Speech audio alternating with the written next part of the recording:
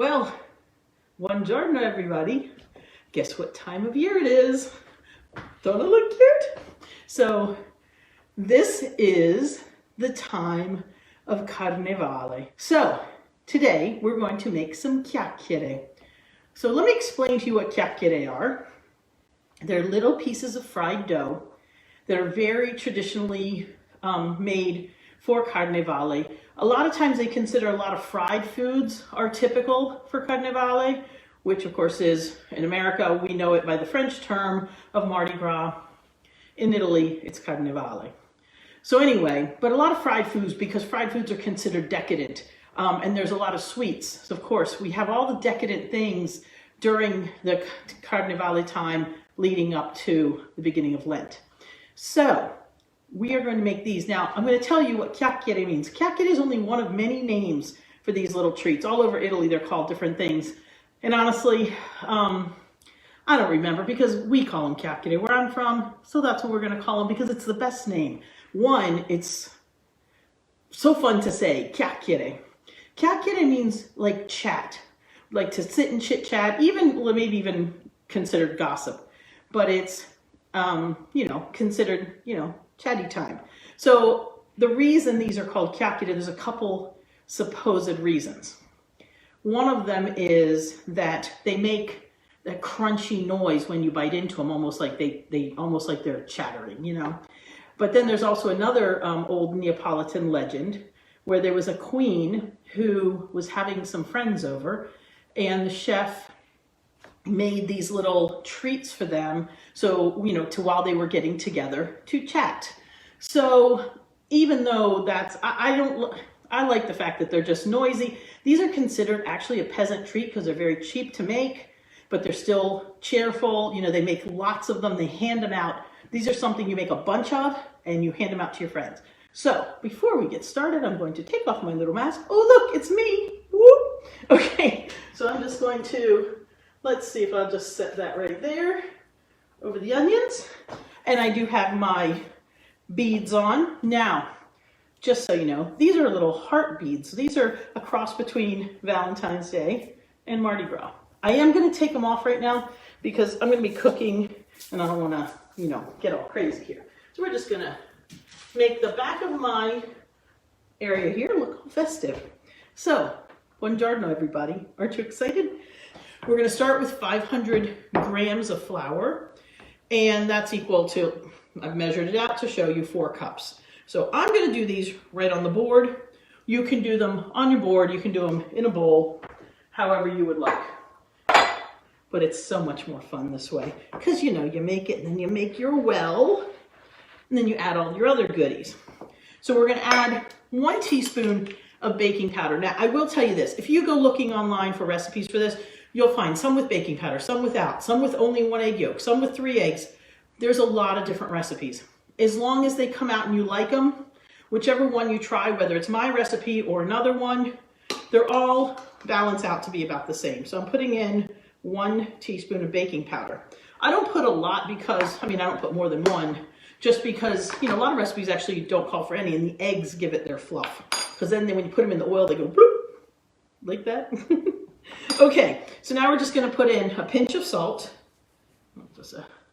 These pinches are small. Okay, we're putting in what is about 70-ish grams of sugar, which is about, about a 1/4 cup. And sometimes I don't even put all of that. So actually I'm not even putting in a 1/4 cup. Just a couple tablespoons is fine. You just want to just give the dough just a hint of the sweetness. Now, you can use liquid vanilla. You can use no flavoring whatsoever. A lot of recipes don't call for any flavor. But in Italy, they tend to use a lot of vanillina, which is a powdered vanilla or vanillin, which is not actually always pure vanilla. I have vanilla powder, so I'm just going to put in kind of like a little demi-tasse spoonful of the powdered vanilla because it's just so nice. You can, like I said, you can use the liquid vanilla, or you can use powdered, or you can use, because they have actually little packets in Italy that they use, and so that's what they use up. But I like it my way. All right, so just kind of mix that a little bit, and I've got my flour here, making my well. Now I'm going to put in 2 eggs and 1 egg yolk. So 1, 2, and now, actually, let me get a little bowl to put my yolk in. I mean my white in. Now, one thing I don't skimp on is that yolk. There are recipes out there that call just for yolks, and some call it eggs and a yolk. Nobody calls just for eggs, so there's definitely something to the extra yolks. Okay, now the other 2 important ingredients are, you can use, depending on your personal preference, you can use extra virgin olive oil, you can use sunflower oil, but you do need some oil. So we're putting in, well, they say about 1/2 glass. I'm actually going to do it the Italian way.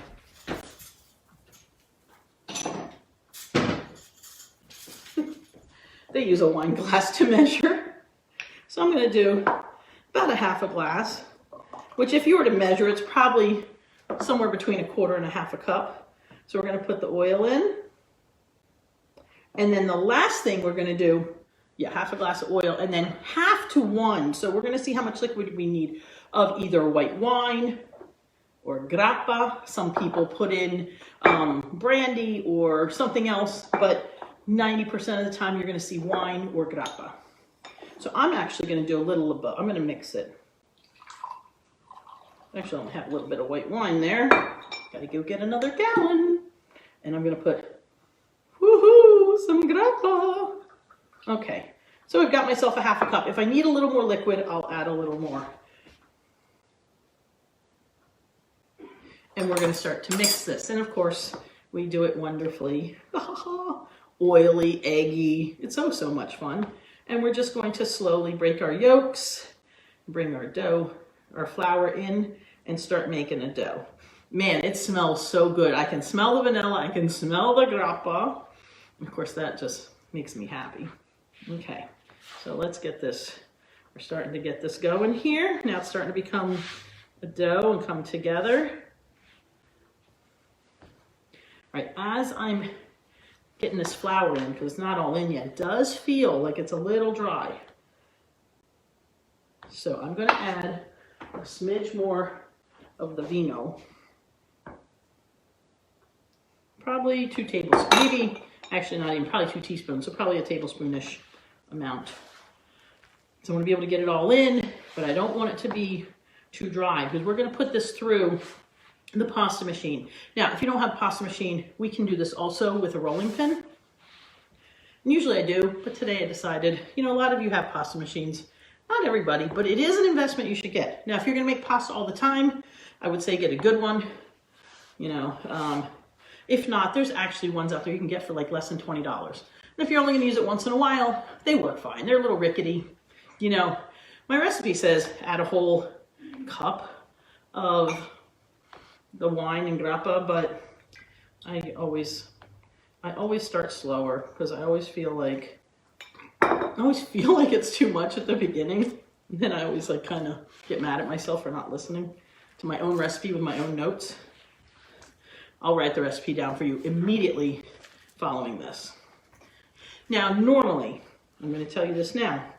When you make your dough, once it's all finished, you're going to let it sit for a good half an hour to an hour. It really, even if, worst case scenario, you let it sit for 15 minutes, you're better off than working with it immediately. All right, now we're all incorporated in. This is definitely the amount of moisture I want in it. You want it to be softer. Look at that. It's just so pretty. So now I'm going to set that there, and I'm going to cover it with a little bowl. There we go. Now the most important thing is our oil. So I had already warmed this up a little so that when it came time to do this, it would be kind of close. So that way I wouldn't have to make you wait for me to heat the whole thing up.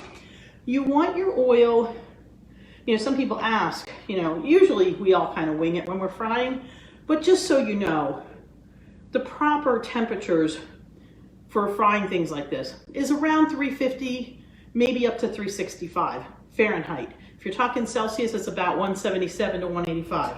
Now, like I said, if you're making this dough, let it rest at least a half an hour. Oh my gosh, it smells so good. Now, some recipes you'll see you could also throw in some lemon zest. That's actually a really nice addition. I'm actually out of lemons today. I'm expecting them in my box, which is coming, I think, yeah, it's coming today, but it hasn't come yet. So I didn't put any lemon zest in, but you can. It's a really nice little addition. You could use any kind of citrus zest.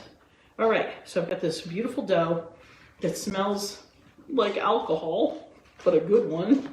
We're just going to flatten it out a little. And actually, I like to give it a little bit of flour just before I, run it through the machine. And the first run is always rough, The first time through, oftentimes it's ugly and got holes in it, but we're working the dough. This actually helps work the dough. So you can knead it, but you can also just kind of work the dough through the machine. And you'll see after we go through it a couple of times, oops, got a little squeak there. We're gonna go through it a few times. I like to make it, nice shaped. Now, the thinner you make these, obviously the crispier, but you don't have to go too thin. You can make it all the way to the bottom. I think that's a little too, we're gonna go to the second to last. Yeah, 4 on a machine that goes from 1 to 6 is just right. I think it was on 3 before. Okay, so we're gonna just take this, cut it in half. And this is what we're gonna do. So there's a couple ways to do these. Some people just take strips like this and fry them up. So let's see where we're at here. Put this on low. You know what we're gonna do? Take just a little piece and we're gonna test the oil. Woo! Oh, this is perfect. It's bubbling up, making a nice little bubble. When they stop bubbling, that's when they're done. So see this here, this is a little tester. See the little golden color it is? So now we can put in a whole strip like this, just let it go. But the more popular thing is to make a strip and then you make a hole in the middle. So you do this and then you've made a hole in the middle. What you do is you flip the inside through and it makes a little twisty like a ribbon. So now we're gonna put that in there. So now we're just going to do this, and we're going to do the holes in the middle.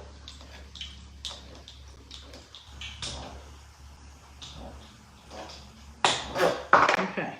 Ooh, they're so cute. So don't forget to turn them over. Depending how fast you're bubbling, they're bubbling nice. So remember, you just take it like this and you just twist it inside of itself, and then just, you can see how they're like 2 twisties then. Well, these are so nice. They're fluffy and poofy, and sometimes they're twisting up funny like this one. I love that. Now, here's what you do with them at the end. Now you take them and you sprinkle them with powdered sugar.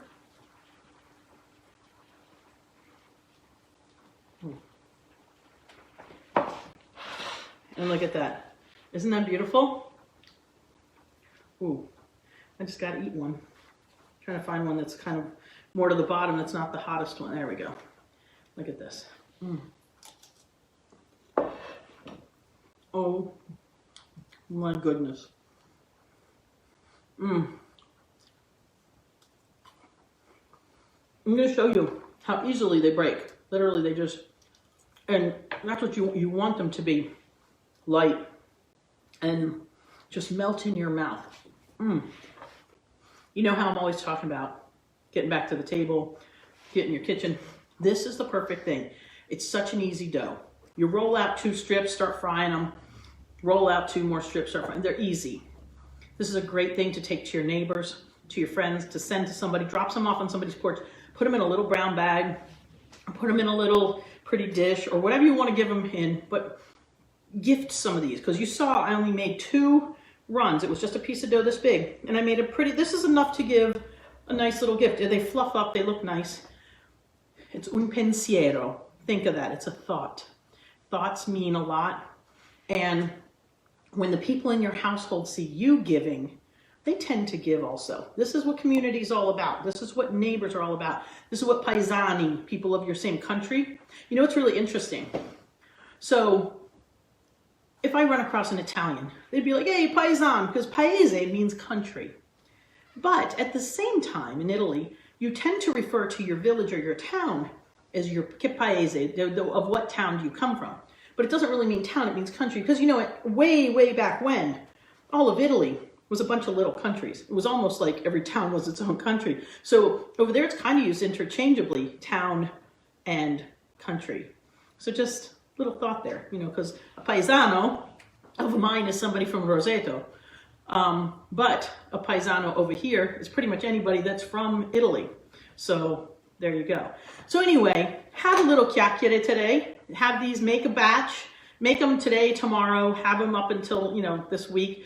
This is a great little Valentine's Day treat also. So, you know, double duty here. Have a little Valentine's treat, a little bit of Fat Tuesday, Mardi Gras, Carnevale treat. And you're following Italian tradition. So what's your tradition? Enjoy, buon appetito, buon Carnevale. Ciao.